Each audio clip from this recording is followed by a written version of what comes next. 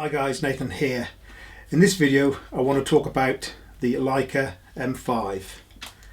Now, will this forever be known as the ugly Leica, or is it actually a hidden gem?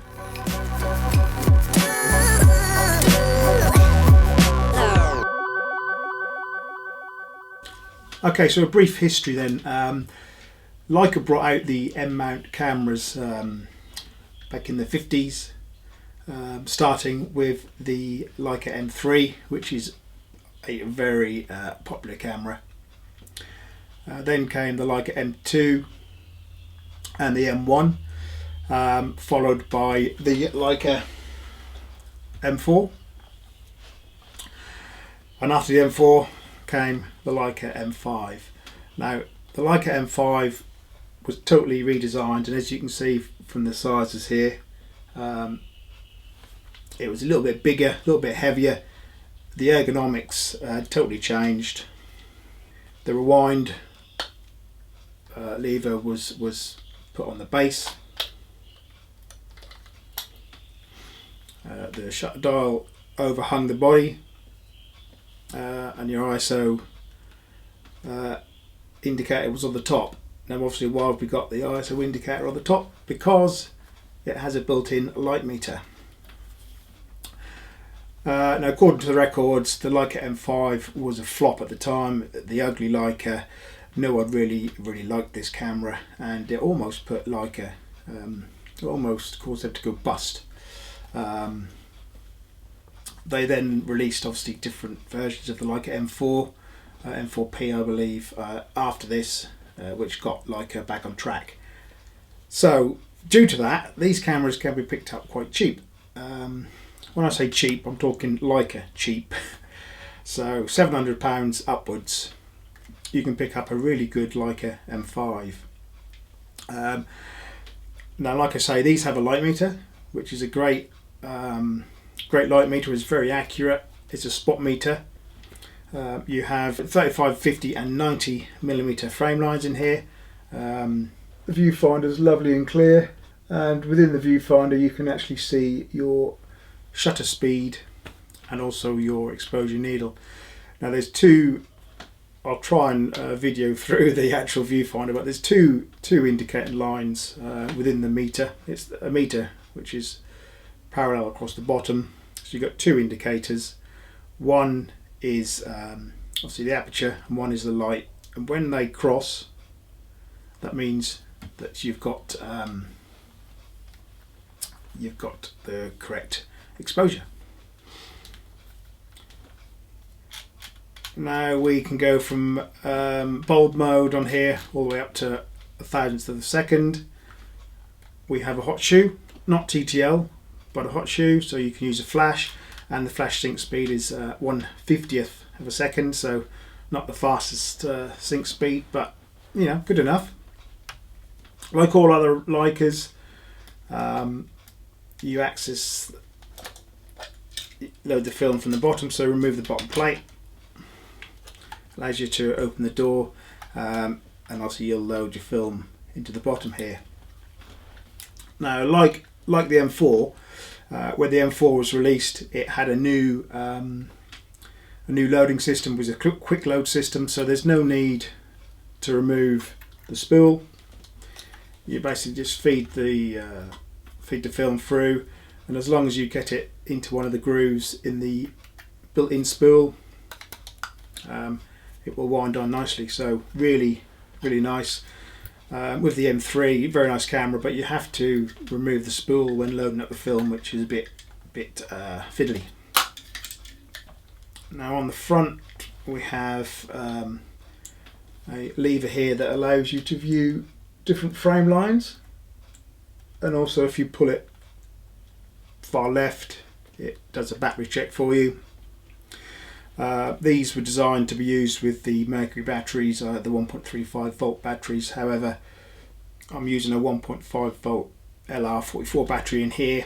I believe the previous owner probably had it adjusted, because the LR44 battery in this particular camera gives me perfect exposures.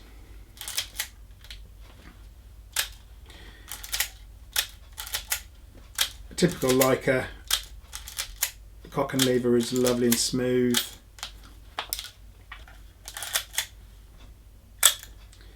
Let's go to that.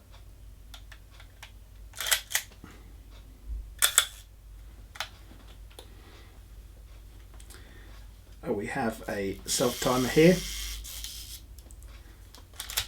So let's do that. So the self timer.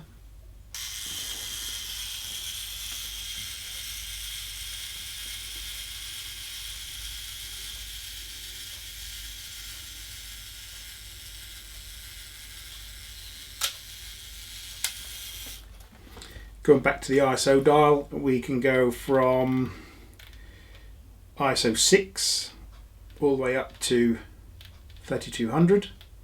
So a really good range on the ISO dial, and obviously because it's got a built-in light meter, you know, we don't have to work the exposures out on our heads. So Leica M5, Leica M4. Now, if I was to say this was a Leica M6, this would be twice the value of a Leica M5. Now, is a Leica M6 worth twice as much as a Leica M5? Considering they both have light meters, which is the main thing that a lot of people want now with their Leicas. The only difference being with the M5 is there's less frame lines. Obviously with an M6 you have the 28mm frame lines. I think it goes up to 135mm frame lines. But for me, that's not an issue. I tend to use a 35mm lens on this most of the time. Now they're different. Again, going back to the ergonomics, I know I'm jumping all around, but the method of carry. This is, I think this was one of the things that people didn't like, was when this first model came out. It came with a 2-lug system, which was on the side of the camera. So it would hang around your neck in this position. Later models came with a 3-lug version. Another mount was put on this side, so you can carry it in the traditional method around your neck. I don't actually mind this way of carrying the camera. You know, when you bring it to your eye, there's no clutter here. Allows you to get your exposure nicely. Now obviously, again, when you compare the two cameras, apart from the cosmetic differences, they're actually the same. You know, the internals are similar. You've got your shutter, and they take exactly the same images. So, you know, yes, the little M4 is a nice camera. It's got that classic Leica look. But don't discredit the Leica M5. This, to me, is a lovely camera. You know, I'm really pleased with this. And like I say, having a light meter is great. And the cost that you can get these for, being quite cheap nowadays, is ideal. So if I was you and you're looking for a cheap Leica, don't discredit the Leica M5. Great camera. Really good light meter, takes great images, it's robust, and in my opinion it's one of those Leicas that you should all add to your bags. Don't discredit this, don't treat it as the ugly Leica, although it's not as sexy as the Leica M4. You know, it is a nice camera. And if you've noticed, on both of these they have leather straps. These are obviously straps that I make currently in my store, so you can have a look on my camera strap store, which is woodgatecamerastraps.com, and you can purchase these. Thanks for watching. I'll catch you later. Please comment, like and subscribe. You know, what do you think of the Leica M5? What are your opinions?